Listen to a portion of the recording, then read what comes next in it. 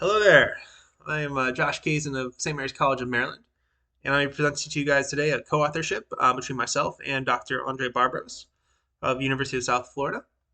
And that paper is an example of negative wage elasticity for YouTube content creators. So this paper, I came up with the idea well before COVID-19, but the convenience of COVID-19 is that this paper is much more relevant today than it was when I had the original idea. And that's because COVID-19 led to an exodus from offices to work from home settings. In those cases, with more flexibility in work hours from that work from home setting rather than offices. Still, 60% of the population chooses to work from, or not chooses, but works from home at least. Typically, it's preferred to work from home, but some people prefer to work in offices. It goes back and forth motivation. Within this group that does work from home, 64% cite the flexibility as a primary advantage of the setting.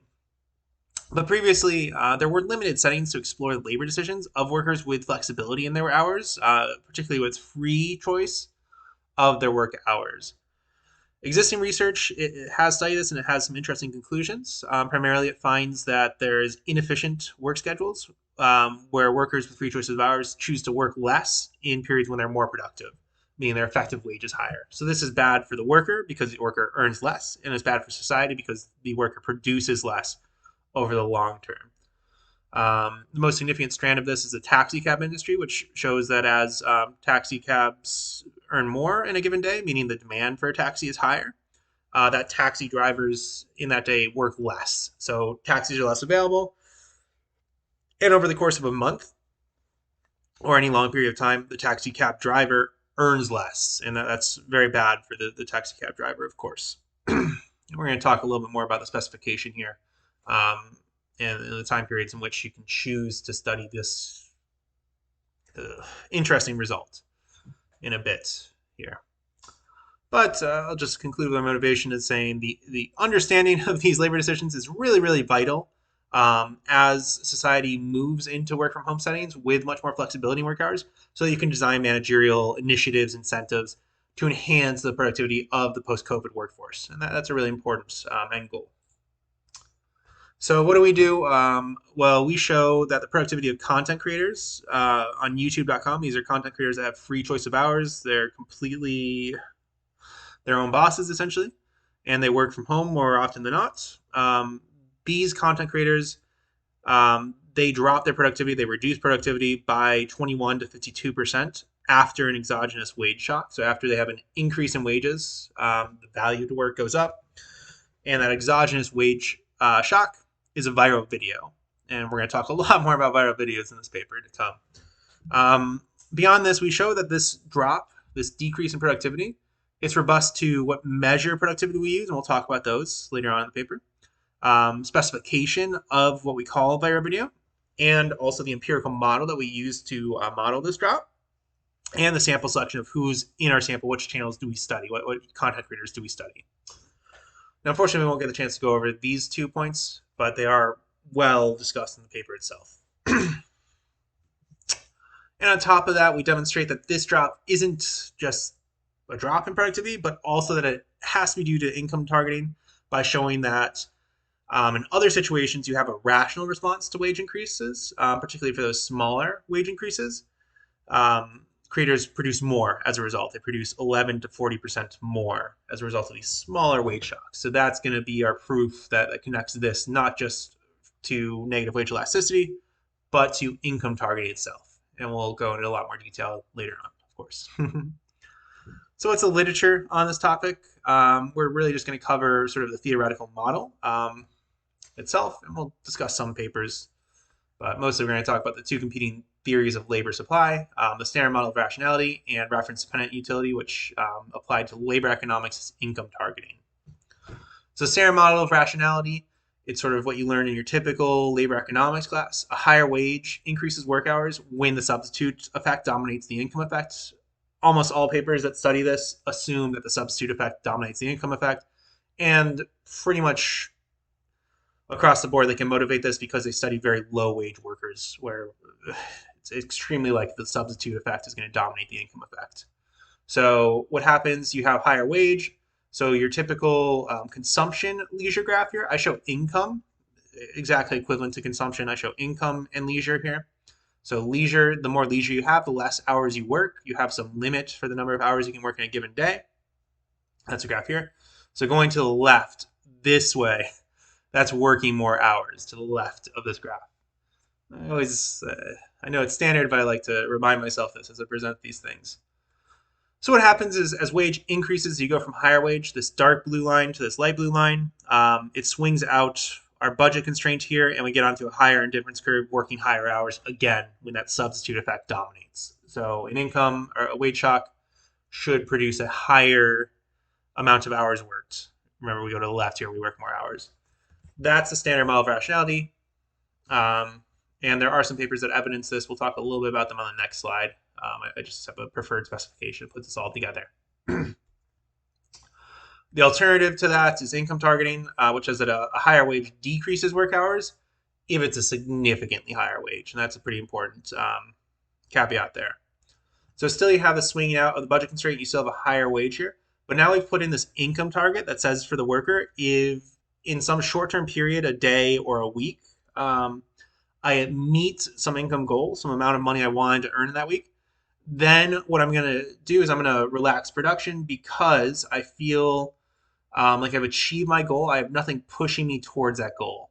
So you have this discontinuous drop in the marginal utility of additional income at that income target, which gives us this kinked indifference curve and an ideal stopping point.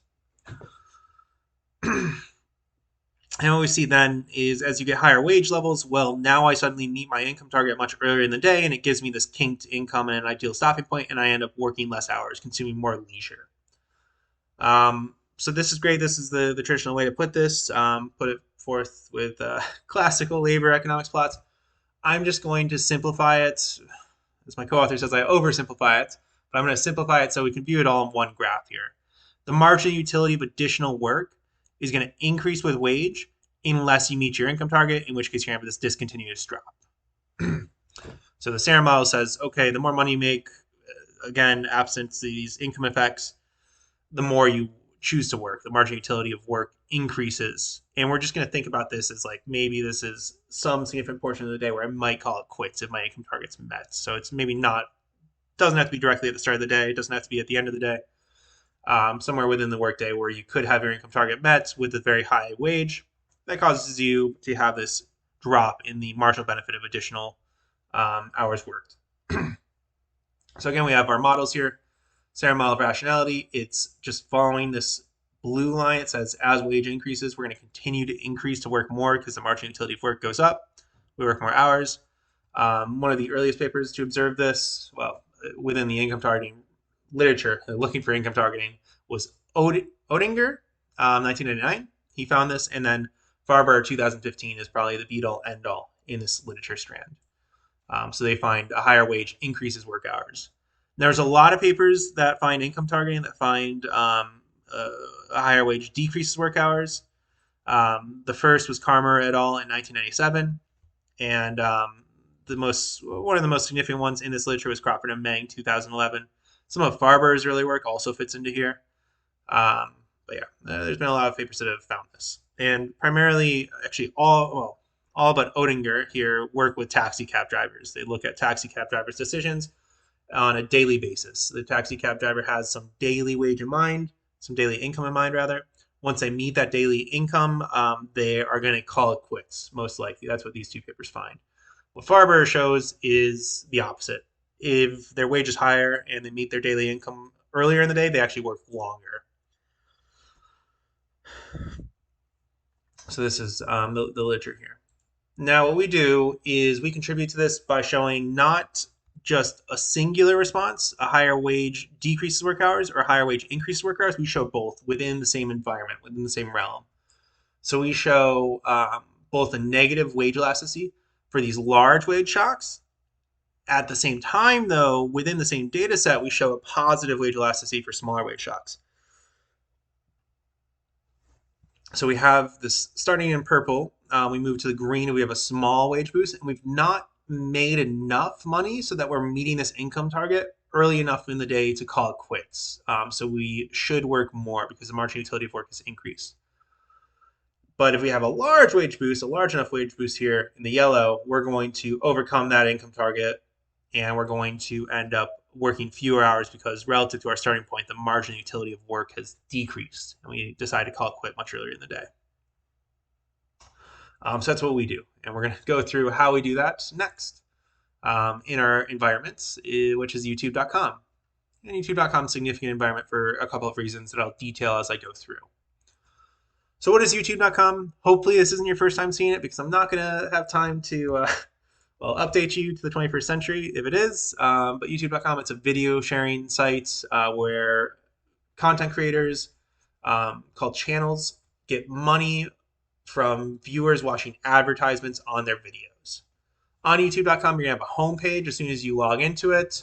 That homepage is going to give you recommended videos in the front. Those are going to be due to either your subscriptions, a combination of your subscriptions, and YouTube's recommendation algorithm. It's this combination here. If you were to click on one of these videos, and we're going to go into much more detail on a video in a little bit, it's going to come up with a video here, and it's going to recommend more videos for you to watch on the right-hand side here, on the right panel. And just as another point, you can search for content on youtube.com. But I mean, this thing is big. This thing is really, really big, youtube.com. I think there's about 500 minutes of video uploaded every single minute. So it's almost impossible to find specific content. So you really, really rely on subscriptions to find the content that is most applicable to you. And it's really important that your subscriptions that you like keep uploading so you can keep enjoying the content that you're interested in. Now, what we do is we look at particular channels. So we go to channel homepages, and we go to 1,000 of these. So we compose our sample data sets of 1,000 small YouTube channels. And small channels, I mean channels that have less than 15,000 subscribers to begin with. So we look at 1,000 of those, and we scrape a set of data each week. And we did this for 6 months in 2019. We scraped weekly from these 1,000 small channels. Now, John Oliver, he's on our data set last week tonight. This is much bigger than our data. It's just, okay, I love this guy. So this is my example here for an example channel. What we do is we go into each channel's homepage and we scrape a bunch of data. So our data, they measure the channel's uploads, so how much they upload within a given week, and the subscribers for the channel itself. For each upload that the channel produces, each video that they upload, we track that video or that upload's length, which doesn't change. We grab that video's length as soon as it's uploaded, and then we track its views, likes, dislikes, and comments throughout its lifetime. We take all that data, and that's our data set here on our videos.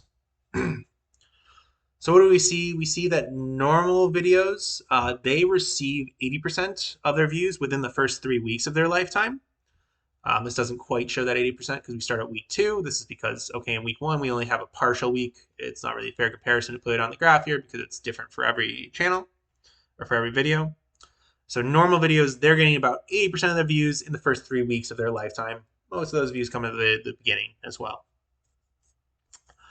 But what happens for special kinds of videos called viral videos is they have sort of an event where they see a large spike, a large increase, about 40% at its peak of their views. When they go viral, around 60 to 70% of their total views around that period when they go viral. And on average, they go viral about 6 weeks after they're uploaded. And this large spike, that's going to be due to viewer sharing. So if someone watches like a funny cat video, they share it with 2-3 of their friends, and their friends share it with 2-3 of their friends. You have this viral event. Okay, it looks like the spread of a virus, which now, as I mentioned at the beginning, everyone's horribly familiar with as a result of COVID-19. So that's where the name comes from, unfortunately. Oh, awful always to remember this. Anyways, that's a viral video. That's how it's different from a normal video. It just, in its lifetime, at some point, it just has this random spike of viewership. Now I have one of the viral videos from our sample pulled up here. This had just shy of 2 million views, and I just blinded the video content here. This is one of the channels in our data set. So as I mentioned, viral videos, they get a lot of views through viewer sharing, typically millions of views. In our sample, it's more than 10,000% the average views on a video. And this is through viewer-to-viewer sharing, as well as YouTube's recommendation algorithm that will pick up viral videos more often than other videos. Now, there's no set definition of a viral video, so we define a video as viral if it ever gets more than 150,000 weekly views, so more than 150,000 views within a week.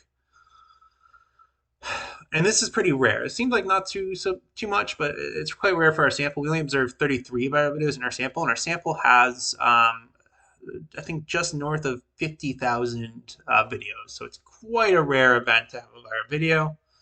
It's quite substantial. And it has significant earnings as well. You earn about $5,000 for a video going viral. But that's not where it stops. It continues the earnings of a viral video, the advantage of a viral video. It spills over into your other contents as a content creator, as a channel. So just about 370% increase in viewership for new videos that you upload in the week or two around when you go viral. You see this quadrupling of their views, so that's a significant wage boost. The more so the work that you do around when you go viral, okay, it's much more valuable than work outside of that period. But also you have a spillover into all of your videos that you produce, into older videos as well as those new videos that you're uploading. So you see about a 200% increase in viewership for all videos on your channel. So basically a doubling of your earnings for whatever you've earned on YouTube at that point. And that spillover effect comes pretty obviously from, okay, I'm watching your video, and then I see recommendations for things to watch on the right-hand side here, on the right panel there. It also comes to a degree from subscriptions to the channel, where viewers are prompted to subscribe here. So this is all a pretty substantial boost. It increases wages. What you should see is that people produce more, but what we see is actually the opposite. You see a negative wage elasticity, and I know, okay, my face is covering up the negative here. Believe me, it says negative. I can actually move this for this slide particularly. So I'm going to move it here. I'll move back in a second here. But now you can see it says negative. We measure a significant drop in productivity the week after a video goes viral. And we show this in several different ways. First, I'm going to show you the raw data set, where we show this with like an event study depiction. So we look around when a video first goes viral. We define that as week 0. And that's how we're going to graph this thing. I'm going to move my face back. There we go. So our raw data set here, it's centered around week 0, which is right here, when a video goes viral. Week 1 is the week after a video's gone viral. Week 2, 2 weeks after, so on and so forth. Week -1 is the week before it goes viral. And we go with a 9-week window around the viral event. So what we see here is before the video goes viral, we have pretty much normal production. One is an average week. So you produce 100% of your average production. We're going to talk about this a little bit more in a few images I bring up here. But yeah, an average week here we see leading into viral videos, average productivity, and then we start to see a decline in productivity to about 70% the average the week after you go viral. So viral channels, they're here in black. The control channels, those that don't go viral, that's in red. And you do see a negative trend, a downwards trend for those control channels. We're going to talk about that in a bit here. It's going to be relevant when I put together my regression results. Right after that, we see this sort of decline in productivity immediately after a channel goes viral. So it's negative wage elasticity. Now we're going to model this as an event study, as a regression like that. We're going to use this framework here, where VTC, that's our measure of productivity. We're going to use video uploads, so how many videos a channel uploads each week. How many minutes of video a channel uploads each week, that's length of video, is another measure, or just whether or not a video uploads at all. Maybe it takes much more effort for one channel to upload one video than it does a different channel to upload 3 or 4 videos. So we want to capture all these particular dynamics that could happen with these 3 different measures of productivity. And we see the same trend in production across all of them. So that's our dependent variable. Our primary independent variables of interest are these betas here. Beta 0, beta 1, beta 2, beta 3. That captures basically the responsive productivity here the weeks after the channel's gone viral. So beta 0 is what's the change in productivity after I go viral, or the week I go viral. Beta 1 is the week after I go viral, so on and so forth. And then we also have terms for these previous weeks before virality, just to see if there's anything funny going on there. So weeks -5 to -2. And our excluded week, we compare everything relative to our benchmark here in week -1. Beyond this, we do the recommended, and we use a dummy variable for weeks outside of this 9-week range, this 9-week event study. So we have dummy variables that capture that. And beyond this, of course, we use channel and week fixed effects. So that's our regression model. That's our event study here. And we show this graphically here. So we have two axes here.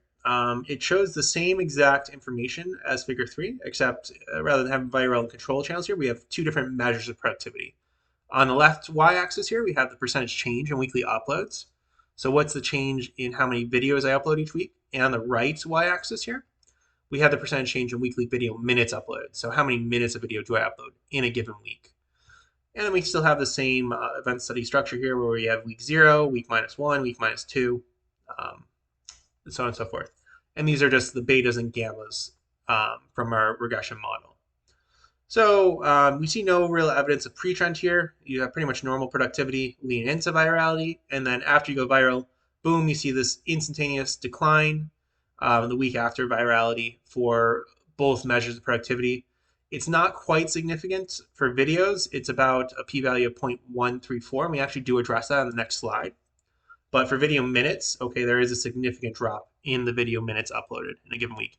And another really interesting fact of this data is that the productivity increases back to normal almost immediately after, as either the target readjusts or the channel adapts.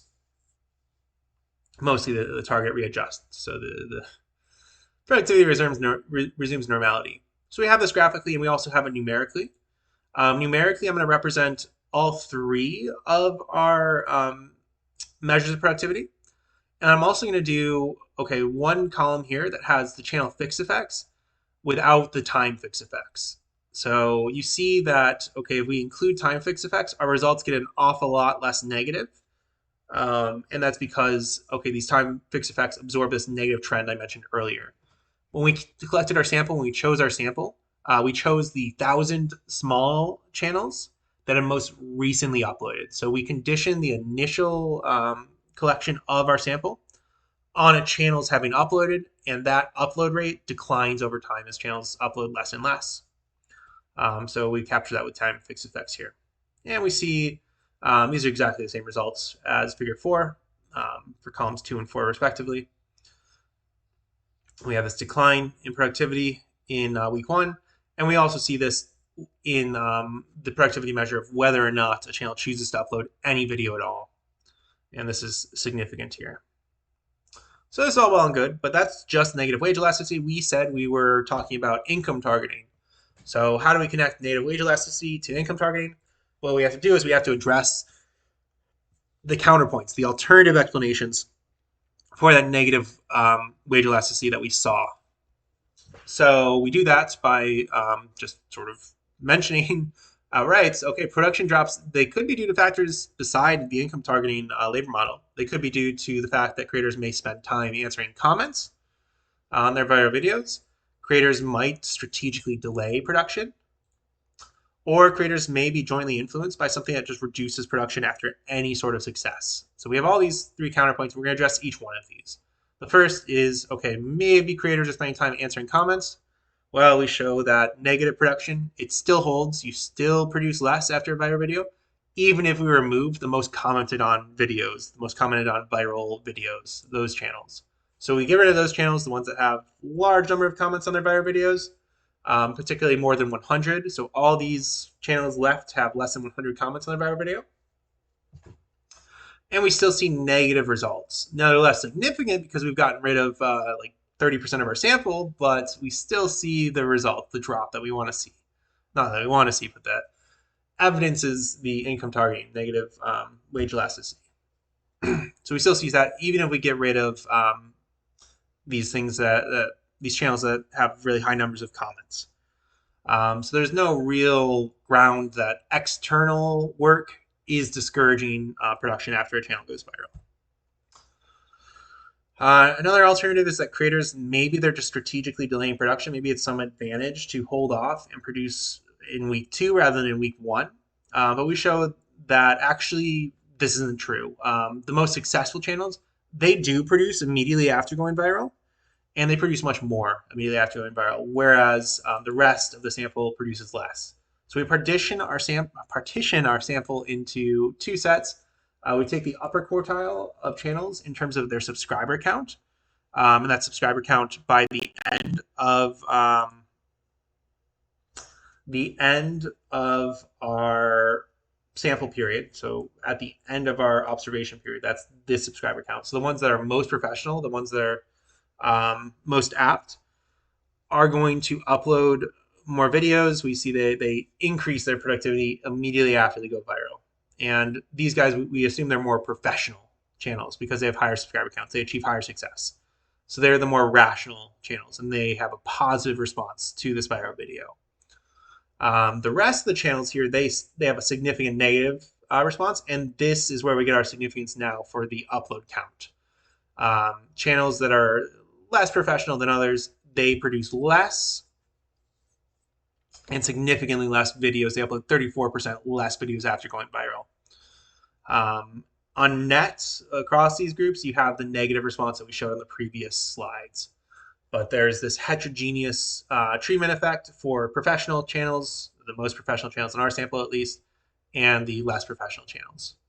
And that points to, okay, some people are rational, some people are irrational, some people are income targeting, but not everyone. It's a pretty important distinction. Finally, there could just be something that we don't know about that causes creators to produce less.